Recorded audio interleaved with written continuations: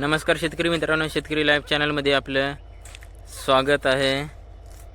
तर कापूस बघू शकता, भरपूर मोठ्या प्रमाणात मित्रांनो कापूस फुटलेला आहे। मजूर मिळत नसल्यामुळे कापूस पूर्णपणे शेत पांढरं झालेले आहे, म्हणजेच आपण आपलं शेतकऱ्याचं पांढरं सोनं मित्रांनो। तर आपण एकंदरीत इथं विचार जर केलं तर मित्रांनो, आपला कापूस हलका सुद्धा इथं भरत आहे। कारण आपण जी सरकी म्हणतो तर मित्रांनो, ती सरकी आपली इथं कमी असते आत्ताच्या बोंडामध्ये मित्रांनो।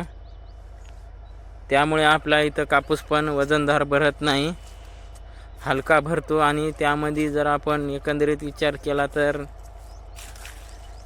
इथे आपल्या कापसामध्ये बोंडाळी सुद्धा भरपूर मोठ्या प्रमाणात आलेली आहे, जी लाल असते। पूर्ण आपली जी सरकी आहे तर मित्रांनो, ती पूर्णपणे खाऊन टाकत आहे मित्रांनो।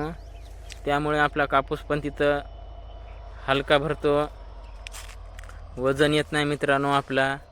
आणि त्यामध्ये आपलं काही शेतकऱ्यांचं कापूस सुद्धा कोरडवाहू प्लॉट असते। तर मित्रांनो, आपला पण हे कोरडवाहू प्लॉट आहे मित्रांनो, महागून लागलेले आहे। तर याला पाणी पण नाही, त्यामध्ये बोंडाळी पण आलेली आहे। तर बघू शकता, या बोंडाळीमुळे कशी आपली बोंड फुटत आहे, छोटी छोटी असून। तर आपण या बोंडाळीमुळे मित्रांनो शेतकरी भरपूर मोठ्या प्रमाणात त्रस्त झालेले आहे। कारण आपण चांगले जरी फवारले बोंडाळीचं तरी सुद्धा मित्रांनो आपल्याला इथे बोंडाळी आलेली दिसूनच येते। तर मित्रांनो, अशा कंडिशनमध्ये सध्या आपला कापूस आहे, पूर्ण कापूस पांढर झालेले आहे। तर आपल्याला मित्रांनो आतापर्यंत इथे 2 वेचण्या झालेल्या आहेत। तर आपल्याला इथे 8 क्विंटल निघालेला आहे। अजून वेचणी चालू आहे मित्रांनो, तर या वेचणीला 4 ते 5 क्विंटल।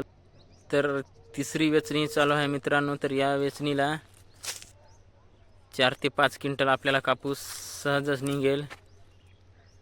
तरी आपण यावर्षी जर विचार केला मित्रांनो, तर कापूस यावर्षीच्या सीझनला सर्वांनाच कमी झालेला दिसून येते मित्रांनो। कारण की पहिलं पासूनच आपण पावसाळ्यापासून विचार जर केला तर भरपूर मोठ्या प्रमाणात पाऊस होता। तर त्या पावसामुळे आपली जी फुलपोती आहे तर ती पूर्णपणे गेलेली होती मित्रांनो।